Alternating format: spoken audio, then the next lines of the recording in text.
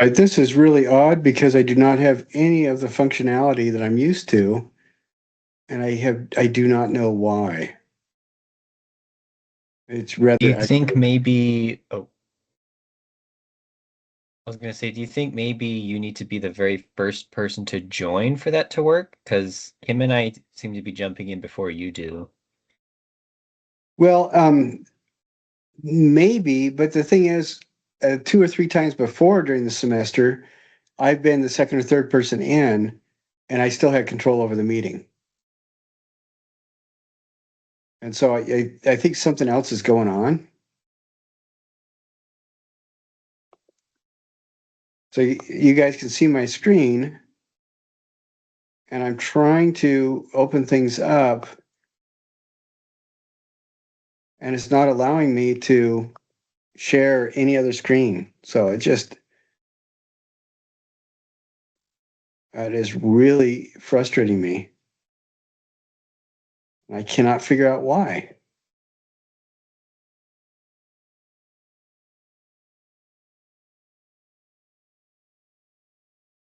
All I can think of is there being a setting that you have to click or something, maybe when you're setting up the meeting, but I mean, you would already know that because you've done this so many times. So I don't know. Well, That's so weird.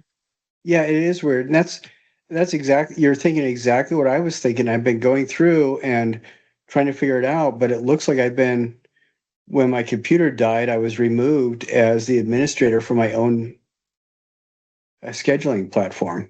So I have no idea. Yeah, tomorrow I'm going to have to talk to the tech people and see. I wonder, until then, we're just going to have a conversation. I wanted to show you stuff. We'll just have to talk about it, and it's going to be one of those funky Well, things. I think I have an option to share my screen, so maybe I could pull things up as you direct me to do it. Well, let's try that. If you can pull up the discussion for, let's see, I want to do the discussion for the ready-mades and conceptual and art. Yeah, okay, let me see if, because I have a screen here that says share content, so I will try to see what I can do here. I'm going to share my Canvas page. Are we seeing this? Okay, I see a calendar right now. Oh, all right.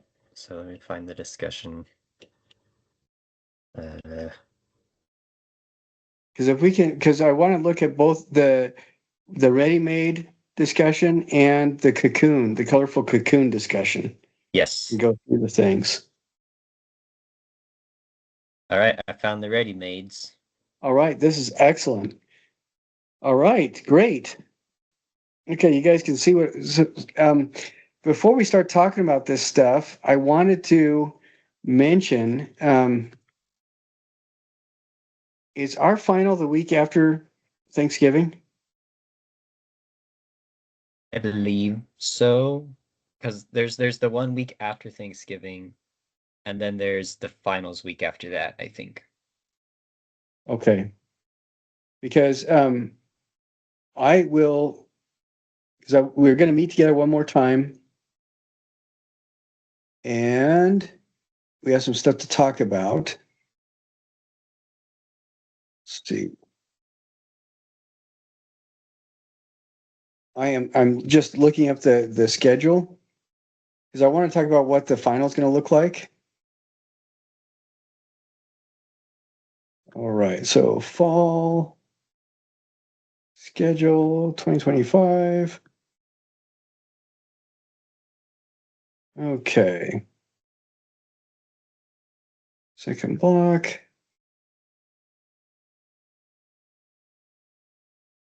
Okay, session ends Friday, December 12.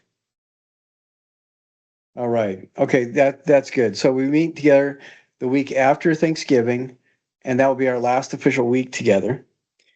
And then finals goes, I believe it's that Monday through Friday. Yeah, final exams, Monday through Friday, December 8th to 12. Um, I wanted to talk a little bit about what the final is going to look like and how we're going to do it. I will talk to the tech support people so we can figure out what's going on with our last meeting together, and then we'll go on. Thank you very much, Tanis, for allowing us to use your screen. Yes, sir. I really appreciate you being willing to do that. Thank you. Now, for the final, what we are going to be doing is it's not comprehensive like most of the other classes or anything. What the final is I release it on the first day of finals, and it's open that whole week. And they're basically 4 questions that you have to answer. And the 4 questions are just asking you about your experience in the class, 4 different aspects of it. Like what was the most difficult project? What was your biggest success? And, what principle are you going to take moving forward? That kind of a thing. And to get full points, you have to be articulate and meet a certain word count for each of the 4 questions. And that's pretty much it. And one thing that I also do is everybody needs to take it. If you don't take it, it's you can lose up to a whole letter grade. That's according to the department. But if you turn it in early, so if you turn it in before Friday at midnight, I'll be checking these every single day during finals and grade them as soon as I see them. So if you turn it in Monday or Tuesday and you see you didn't get all the points, then look at my comments that I made and fix it, then resubmit. That's basically what the final is. And all your classes are required to give a final. And that's pretty much what ours is going to be. What I'm also thinking is we only have a little bit of time left. I am hoping that people will be able to start turning in their projects, their final projects over Thanksgiving if they can, so that we have something to look at the following week. And I'm going to describe this. I think I usually in these live things, if I can share my own screen, I can give you guys images and examples. And I think what I'm going to do is over Thanksgiving or over the next couple of days, I will find those examples and I will send everybody emails about them. And I think that I have examples too in the actual module, which is labeled Mighty Voltron Sculpture Revisit.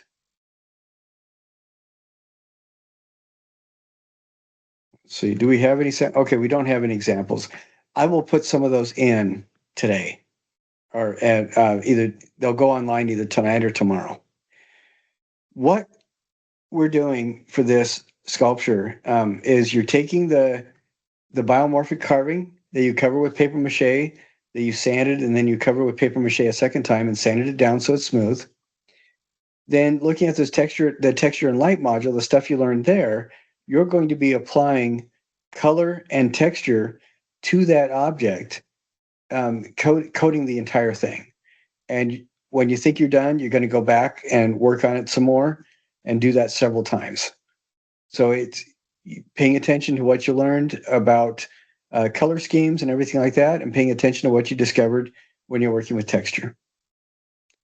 So ideally, well, when you're done, you won't see any of the original paper mache. You may see some of the original form, but every element is going to be covered with color or texture or both. The most successful ones that I've seen is when people have found textures that look really interesting when you do different things to them. Like, for example, one person made fake fur costumes, and she actually used this really gross, gooey paint and painted the fur so that it had this really disgusting texture in some patches of it. That was awesome. Another person took CDs that they shattered and then took all the shards and put them on their sculpture kind of like scales. And that looked really fantastic. People do all sorts of different kinds of things. Well, and again, I will find some examples and put those up so you guys can see that and start working on it. And hopefully somebody will have something done that we can see as a class on Wednesday. And by that time, I hope to have everything taken care of. I also wanted to share with people the things that folks had turned in, the critiques and everything like that. So I guess we'll just have to go over that the week after we get back as well from Thanksgiving. And I'm wondering, I don't want to do anything over Thanksgiving break that everybody's responsible for. But what I will be doing is adding clarifying photos of previous things so that you have an idea of what I'm talking about. And I'll if I give any bad examples, I will clearly label it. This is a horrible example. And that will go online before this weekend, so you'll know kind of the type of thing that I'm looking forward to. Does that make sense to everybody? Yes. Yeah. All right. Does everybody kind of understand, or does anybody have any questions about what the final is? It was pretty straightforward, so I don't have anything. Okay. All right, great. Now with these, Janice is letting us see her their screen. I want to go through these and talk about each one and talk about how people recontextualize it and stuff like that in light of what the assignment is. And I do sometimes like to go over what people wrote, but how many of you have actually gone through the discussion and seen what people have turned in? I try to do that the day or two after I submit. I don't check it too frequently afterwards, but I do take a good look around. Okay, good, good. So, Tanis, if you don't mind, we'll talk about this one, and you guys can say something about it too if you'd like. We'll go on to the next one, just do that and see how long it takes, and then do the same thing with the cocoons. Does that sound all right? Sounds good. All right.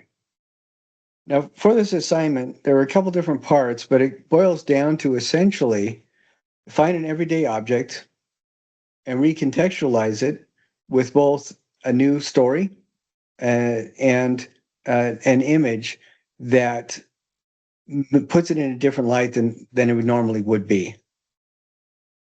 I think, a title is a big part of what the new story is.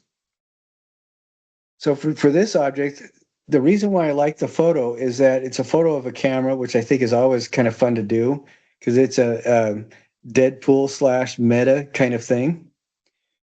What I like about this is that the person used some sort of a filter or lighting setup, so we have red and blue colors instead of just like dramatic black and white or whatever. And I think that is really interesting. Tanis, would you mind scrolling up so we can see what they wrote? All right. Can anybody make out a title?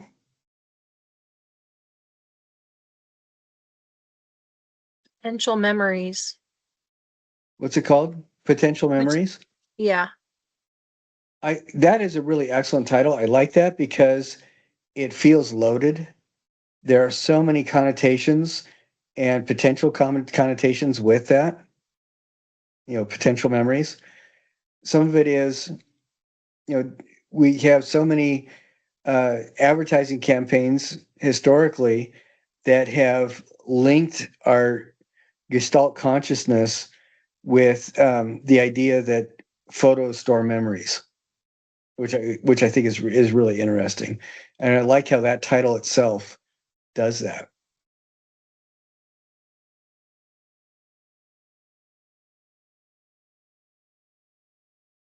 Oh, and it looks like this person also picked this particular format or the particular setting because they reminded them of theater seats.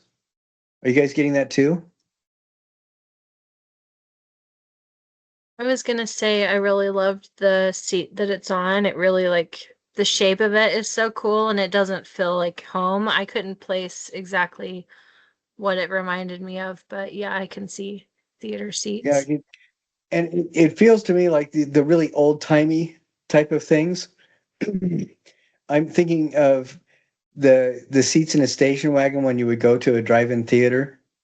I'm thinking of benches, the horrible benches that are in the older theaters and stuff like that. All those kinds of things, I think, is really kind of interesting. And again, that blue and red color lighting is really fascinating. So I think this is kind of a fun take on the idea. What do you guys think? I I think really it's love it. really, Oh, go yeah. ahead, Tanis. Well, I was gonna say the same things.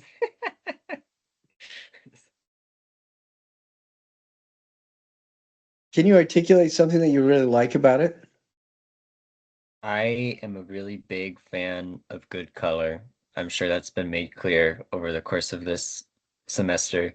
And I really Uh-huh. like the blue and red mix, and I like how it kind of becomes a little purple at the edges of the image. Yeah, I really like what the color is doing to those shadows. The principal shadows behind the camera. What is one thing that you really liked about it, Kim? Agree. The color really makes it so much cooler, but I love because there's red on one side, blue on the other, like certain edges will catch only blue. So like right in the middle of the Polaroid, there's like a blue stripe, like an edge. Okay. I just think that's so neat how it adds so much to like the whole composition. I don't know. I just really love it. All right. Excellent. Very good. All right, Tanis, could you bring us to the next one?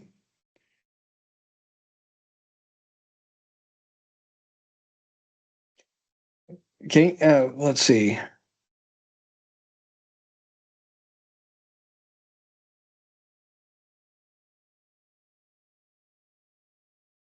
Okay, the title of this is Timeless. Oh, we already see that. I really like this photo. I mean, this could be even outside of the assignment. Just the photo itself is really a nice photo. That is fascinating to me. I love the textures on those three balls on the little stand. I really enjoy the almost the infinity symbol shape with this hourglass on the side. All that is really fantastic.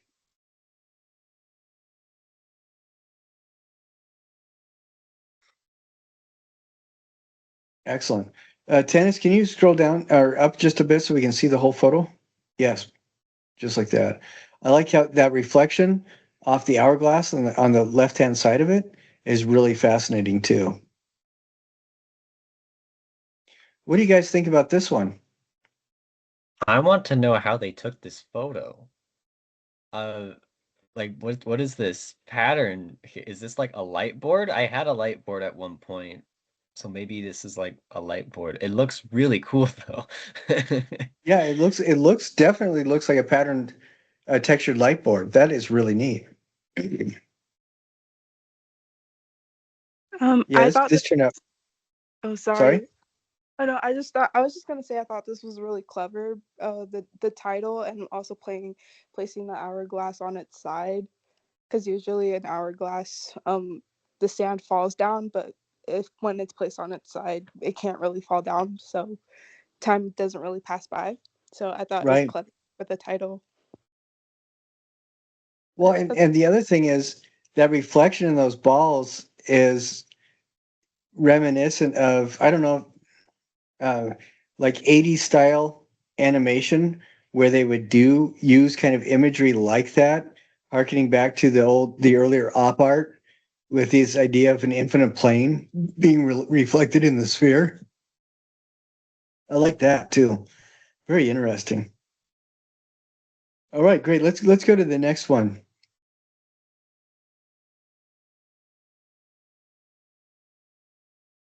What's the title on this?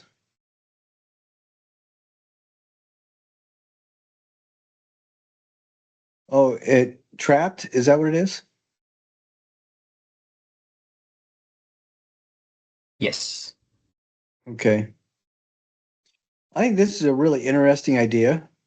Um, I think that this would be better if it was photographed more dramatically, probably even black and white with absolutely no background, because I find the stuff back here kind of detracts from what this is. And the assignment called for 3 paragraphs. And I think the last thing is a paragraph, but the previous two are just, I know, I guess they are. It's a layout that is a little unfamiliar to me. But I think that this is a really fascinating idea, and I like the concept of it. I like the way that they've kind of repurposed our thoughts behind the object.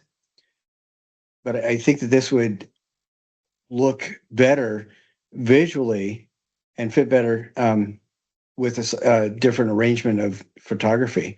And I'm wondering if this is small enough, even taking it to the sculpture lab on campus, to the photo lab in the sculpture area, that would be a really good way to photograph it. But I don't know. What do you guys think? Anybody want to comment on this one? I agree with you. I think it's a really cool concept. I really like the concept. I think your idea of it being in black and white would make it a lot like cooler with like a, to get rid of the stuff in the background. But yeah, I think it was a neat idea, and yeah, I like it. I'm wondering if this could be moved forward and then maybe photographed from the top. That would make it so that if they couldn't get to the sculpture photo lab, that would eliminate the stuff in the background. I think that would fit with what they're writing too. I think, if it was almost taken from vertically looking down on it, that might be an interesting thing to do too. So black and white and just changing it so we don't have the distraction of the background. All right, excellent. Tanis, could you go to the next one? All right, what's the title of this one? Cold Turkey.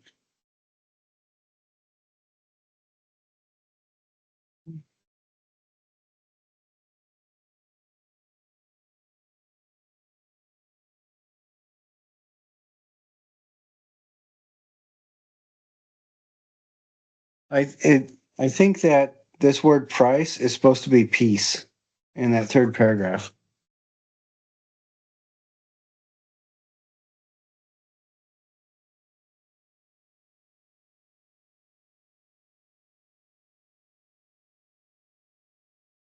I think this is really kind of interesting because the way that they photographed it, it feels like a documentation of an object, like what you would see at a museum. And I think that is appropriate for what they wrote about it.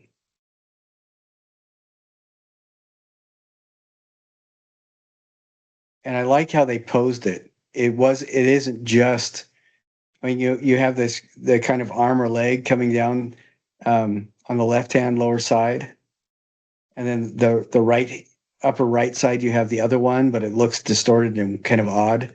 I like how it's posed. Anybody want to comment on this one?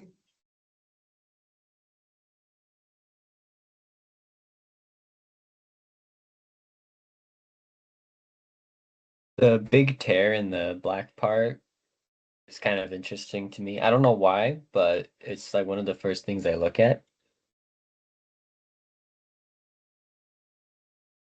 Yeah. Excuse me. I think it's really interesting because it feels unsettling. It's not an object that you don't feel like I mean, it's not an object that doesn't allow you to respond to it. It invites response of some sort. And I think that is very interesting to me. All right, great. Let's go to the next one.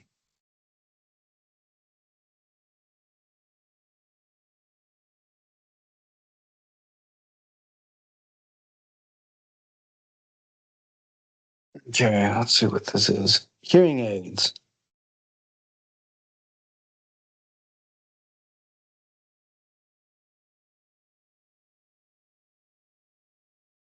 This is an interesting one to me because the way that this is set up with the photo and everything makes me think first of like AirPods. And it's not. I think that is really an interesting way to do that. I like the way that it's set up because it is not the typical type of setting. And then the title is kind of a misdirect from what it is as well. And it kind of forces you to think about it a little bit differently than normal.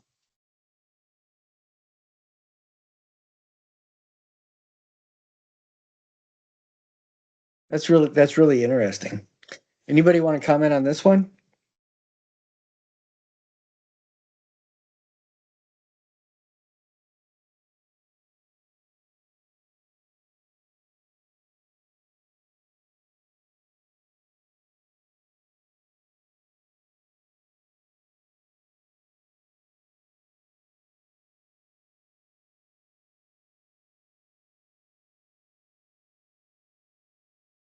Yes, What do I'll you guys go. think? Okay. Um, I like how symmetrical it is with like the split down the middle, but the chord is like a little lifted up a little bit on one end. I like how it looks visually that way. Yeah, it's interesting that the light on the right hand side one is reflected on the left hand side one, which gives it a little bit more of that symmetrical kind of feel. That's really interesting. All right, great. Let's go to the next one.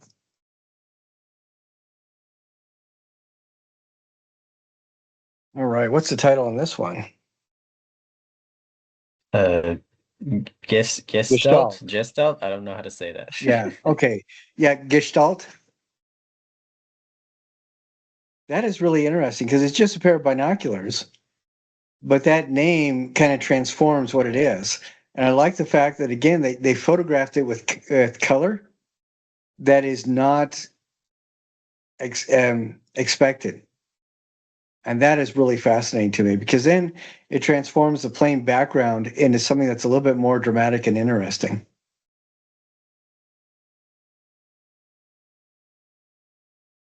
What do you guys think about this one? The little red makes it feel a little bit sinister, if that makes sense. Yeah, it adds a little bit of emotional gravity to it, huh? All right, great. Let's go to the next one.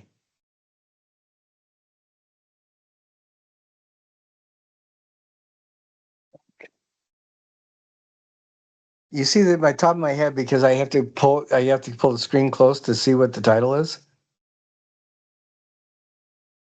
Oh, and the title on this one is Ambition. There's a couple of things that I find really interesting about this. One, the background is very plain. And two, it's obvious that it was very carefully organized. You know, it feels purposeful. Excuse me. And the title Ambition is another one of these loaded title words that I think is great because it starts immediately you're engaged in all kinds of things like why is a broken pencil considered or associated with ambition? What could that possibly mean? And I think that this gives a great opportunity for whoever the viewer is to start manufacturing all sorts of different options as to what the meaning could be.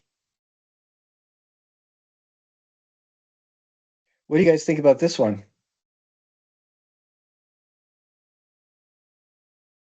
I actually commented on this one. I thought it was when I first looked at it, I thought of like the many times I've broken a pencil because I was so ambitious to finish something. So just just that, and I just thought it was really clever. So yeah. Yeah, those are good comments. That's something that I think is a consistent thread when we look at the conceptual work, you know, the ready-made kind of thing that we're doing in this class. What's interesting to me is that what the person says about it, the title they give, their presentation. There's so many different examples that this gives the artist an opportunity to engage directly with you in a cooperative effort to manufacture meaning or explore the potential meaning for whatever it is they're showing. And I think that's the thing that I like about conceptual art. Many people think that it's a waste of time, but I like the idea that this is something that really requires us to participate in the development of value. And I think that that's really very cool. It shows a lot of trust on the part of the artist that they value our judgment as an unnamed, unknown viewer. I think that that's really cool. Oh, and I'm wondering why my screen doesn't scroll. Janice, could you scroll this?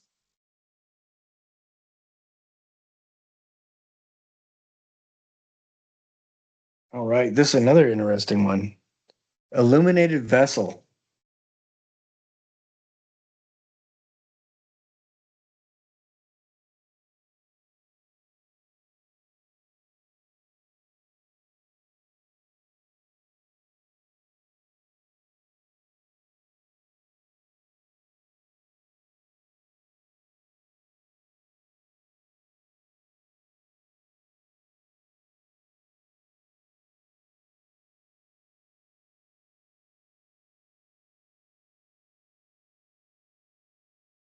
What do you guys think about this one?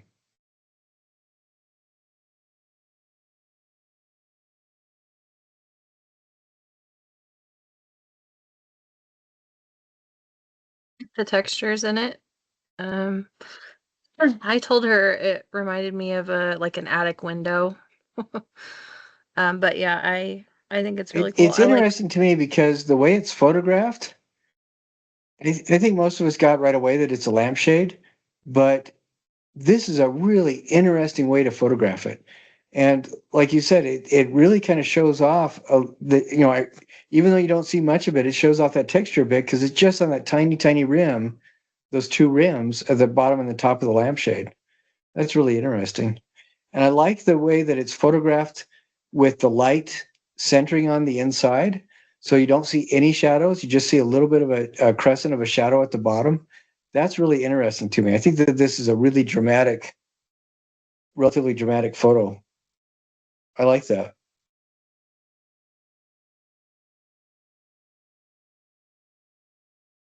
Is that what you're talking about, Kim, when you're talking about textures? Yeah.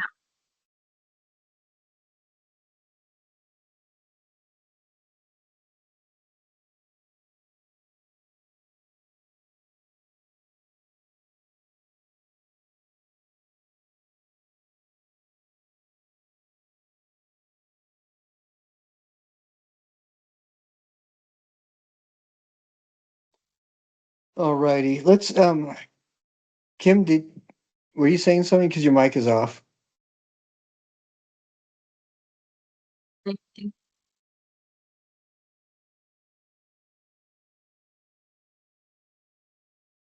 Okay.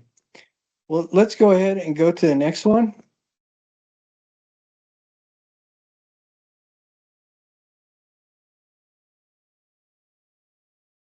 I really like this one. I like the shape.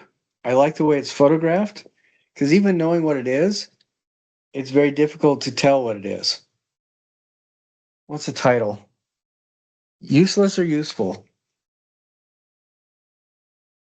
The form and the title I think are pretty loaded because it's a sponge applicator for makeup, and it's also an egg shape, an obvious egg shape, and there's so many different kinds of loaded associations when you talk about this as useful or useless. I think that is really fascinating. And the way that it's photographed makes it feel like a piece of postmodern sculpture photographed in a black room, essentially. And it really plays the way it's photographed really plays with scale quite a bit. What do you guys think about this one?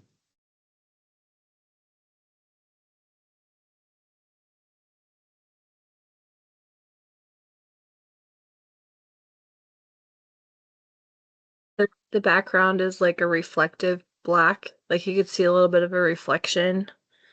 I think that's a really good touch to it.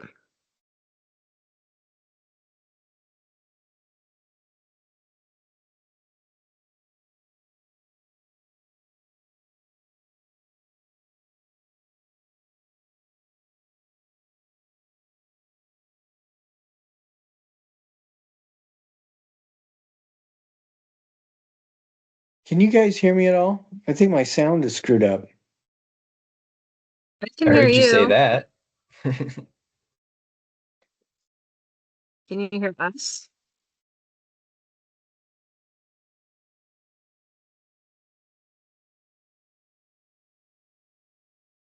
Because I can see the mic going off on both Tanis and Kim, but I'm not hearing anything.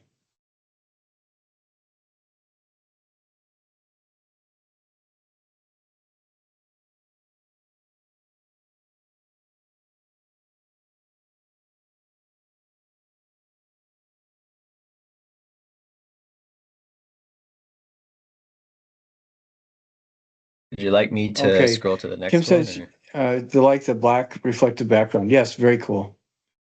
All right, great. Tanis, can you scroll to the next one?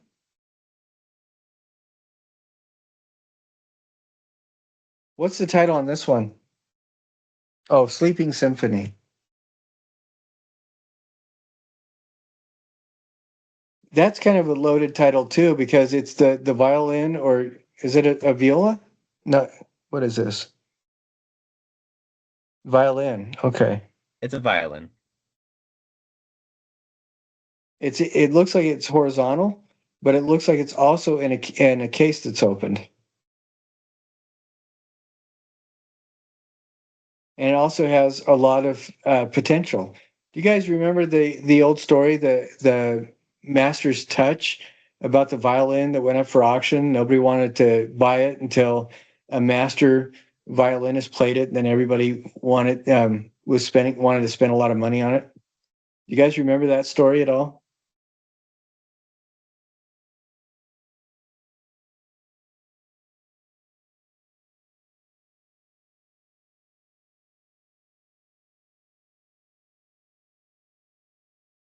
It was an old story that was used to help kids understand the idea of personal potential.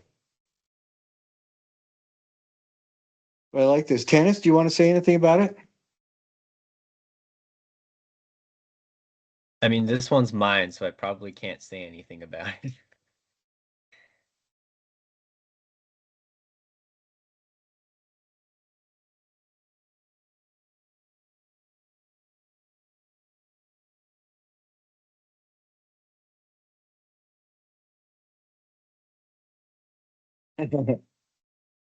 Okay, Kim says, I think making it black and white was a great choice. I love the wide range of values, the interesting angle, and the shapes. Excellent. And Tanis says, this one is mine, so I don't think I can add anything. Yeah, you wrote it all down. Jassiel says, I think this is a great metaphor for potential. And Kim says that the name fits perfectly. Yeah, and that's weird. Is my mic the only one that's working?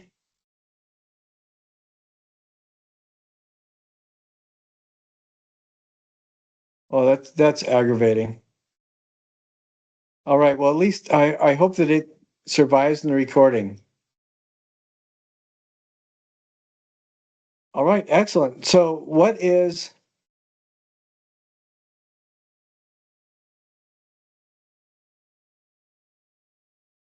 yeah, I wonder if there's a thing that it says that this is being recorded, but for whatever reason the tech issue is, I'm not accessing it. I don't see where that is. And so hopefully this will work out. We'll see what happens. Yeah, I think that this turned out well.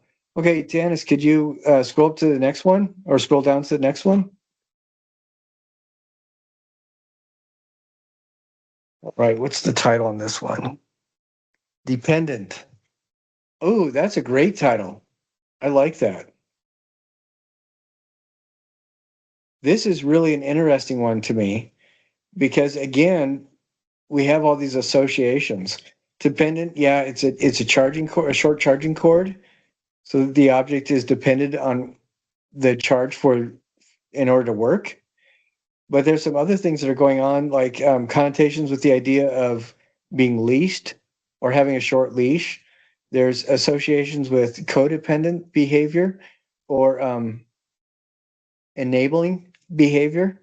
There's so many loaded kind of things. That is really fascinating. Hey, Jassy, are you having issues with your microphone as well?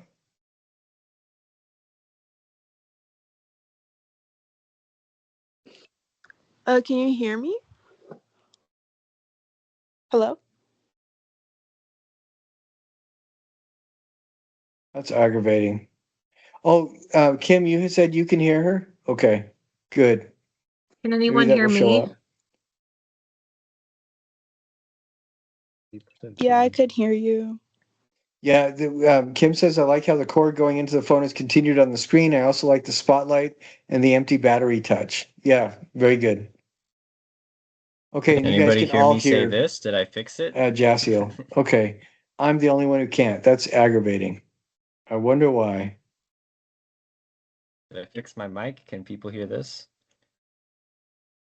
And All Tannis, right. Kim can hear you too. Okay, great.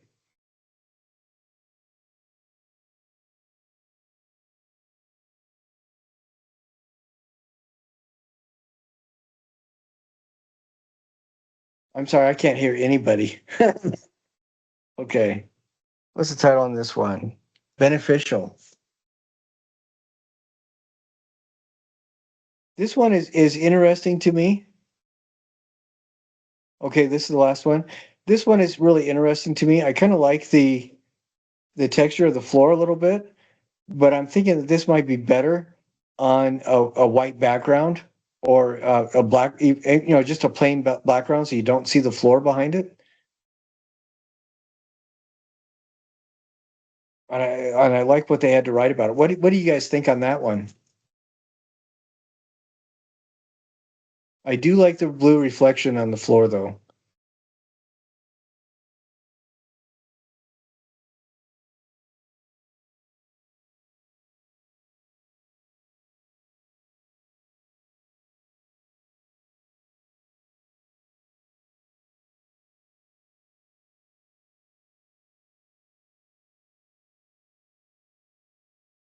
Yeah, I think the reflection is worthwhile.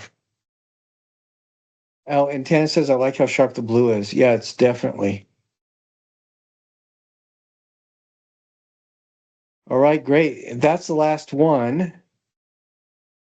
Is there any way, Tanis, you could can you find the discussion that shows the cocoons? And I, so I'd like to see those too if we can.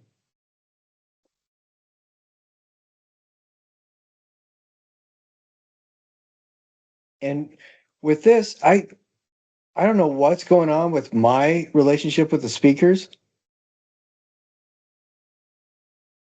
So I think that I'll just talk about each of these. As long as you guys can still hear my voice, I'll just talk about these. This one is really interesting. It reminds me of Judith Scott. And a couple of the parameters for this is, well, the main parameter for this is that the silhouette must be fundamentally different in the cocoon. And I think that this one does that. I love the multiple colors of string and just a peek at what's underneath the string. I like both of those elements. And like I said, it does remind me of that kind of energy that we saw in the Judith Scott cocoons. This is really interesting. Okay, could you share the next one?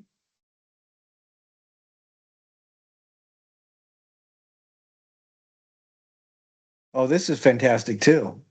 I love this because, and this one, it looks like to me that the cocoon is made, objects are in there too. It's the black strapping is holding the objects together, but it feels to me like the cocoon is made of those objects as well. That's really fascinating, and I love the fact that there's no background. It's just on a white background like that. That's nice.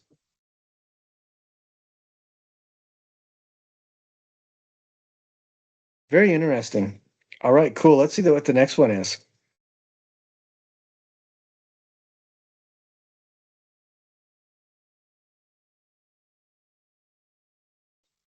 This one is, I'm going to have to read whatever was written about this because this to me is a little bit more problematic. Is there anything written that says what the original object is?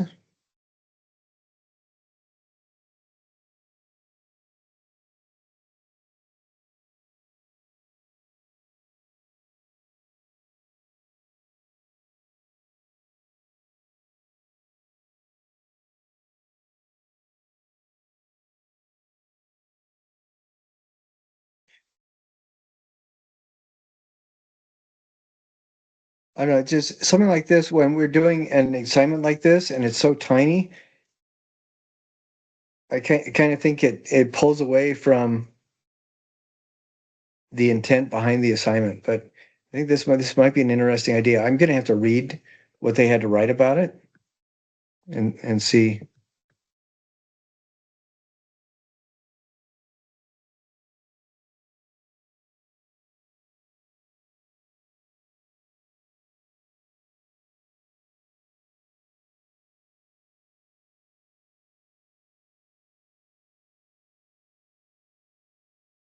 Oh, okay.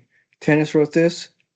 I chose a friendship bracelet, and the Eras Tour is one of the funniest things I've ever done. And so it's a nice little memento from the night. Probably wouldn't mean much to other people unless they really like friendship bracelets. Okay. Thank you for sharing that. So this was so the shape of it was transformed because it was a friendship bracelet and now it's completely covered with foil. That'd be interesting to find out why they chose foil as well. Very interesting.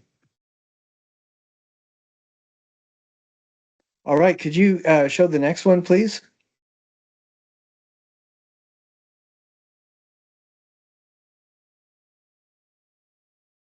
Oh, I'm sorry. Tannis also said, I chose tinfoil and plastic wrap. I wrapped it in a few layers of plastic wrap first and then in tinfoil, making sure there was a hole in the middle so you get the shape of the bracelet as best as possible. I didn't need anything to hold it together since the tinfoil and plastic wrap did that themselves. I used the materials I did because I wanted the bracelet to be buried and covered in something strong like steel because the Eras Tour is cemented into my memory because it was such a rare and fun opportunity. Wrapping it hid it from the world, and it's a private memory for me. I that I like. Thank you, Tennis, for sharing that because being able to read that really changed this for me. Because if it's just the object by itself, I think having that written material by the artist adds an awful lot to it. Makes it a lot more interesting. All right, great, excellent. Okay, are there any more?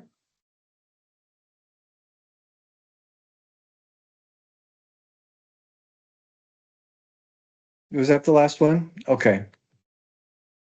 All right, excellent. Well, guys, I am really sorry. I with the technical issues I've been having tonight, I don't know. There's other things that I wanted to do, but I can't really when I'm not unable to share my screen. So I'm thinking what I would like to do is I will send links to everybody about the stuff that was turned in. Um, like there have been several of the peer and self critiques that have been turned in, and I'll send those links to everybody with the attendance thing. And there's also been a few more of the artist research PowerPoints that have been turned in. So what I'm going to do is I will put links to those in the attendance box and get those out that out to everybody like tonight and tomorrow. I think tonight the video will show up if we can get it to work, and tomorrow I'll have those other links. And for the attendance, I'm thinking that well, I want you guys to watch some of those links as well. So in the attendance, you just let me know how many of those you saw, and I think that'll work. But I am really sorry with the technical issues. I'm going to have to close this, and tomorrow I'll talk with the people on campus and see what we can do to get the next one to work. Is that okay with everybody?